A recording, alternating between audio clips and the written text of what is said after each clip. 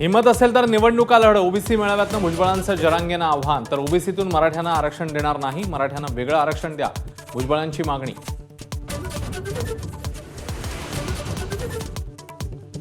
जातनिहाय जनगणना झाली पाहिजे, शरद पवारांचं वक्तव्य. जोपर्यंत संख्या कळणार नाही तोपर्यंत सरकारसमोर प्रश्न मांडता येणार नाही, पवारांचं वक्तव्य. राज ठाकरेंचा ताफा पुण्याहून मुंबईकडे रवाना. पुण्यातील मनसैनिकांच्या 20 ते 25 गाड्यांचा देखील ताफ्यामध्ये समावेश. उद्धव ठाकरेंच्या वाहनासमोरील निदर्शनं, संतापातून आलेली प्रतिक्रिया. राज ठाकरे यांची फेसबुक पोस्ट.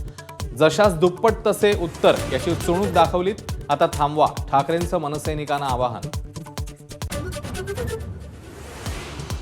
ठाण्यातील काल झालेल्या राड्याप्रकरणी नौपाडा पोलीस स्टेशनमध्ये 2 वेगवेगळे गुन्हे दाखल. उद्धव ठाकरेंच्या ताफ्यावरील हल्ल्याप्रकरणी मनसे जिल्हाध्यक्ष अविनाश जाधव मुख्य आरोपी.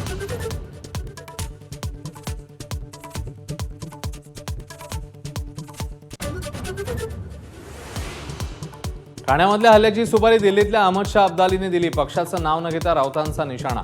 तर संजय राऊत यांनी अवकातीत राहावं, आशिष शेलारांचा पलटवार.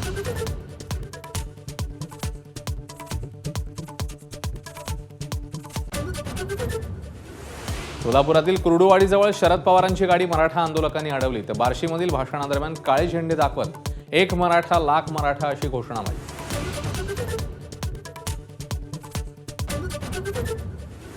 नांदेडच्या काँग्रेसच्या बैठकीमध्ये मराठा आंदोलकांची घोषणाबाजी. आरक्षणाबाबत काँग्रेसने भूमिका स्पष्ट करावी अशी मागणी.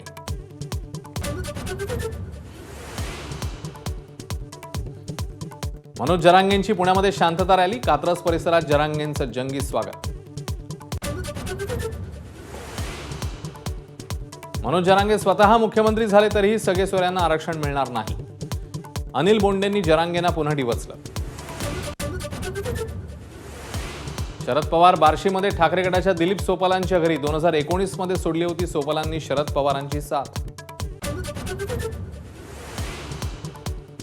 उद्धव ठाकरेंनी घेतला विधानसभा निवडणुकांच्या तयारीचा आढावा.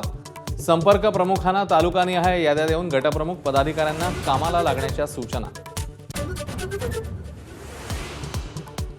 अकोला दौऱ्यादरम्यान फडणवीसांच्या सुरक्षेत मोठी चूक. फडणवीसांची गाडी महामार्गाला लागली तरी पोलिसांच्या गाड्या डॉ. पंजाबराव देशमुख कृषी विद्यापीठात. चूक लक्षात येताच पोलिसांची धावाधाव. हिंडनबर्ग रिसर्चचे सेबी प्रमुखांवर गंभीर आरोप. सेबी प्रमुख माधवी पुरी बुच यांचीच अदानींच्या कंपन्यात गुंतवणूक असल्याचा आरोप. तर आरोपांचं अदानी समूहाकडून खंडन. लोकलमधील मोटरमनच्या केबिनमध्ये रील्स बनवणारे अटकेत. कसारा रेल्वे स्थानकातली 10 दिवसांपूर्वीची घटना. नाशिकमधून 2 तरुणांना अटक.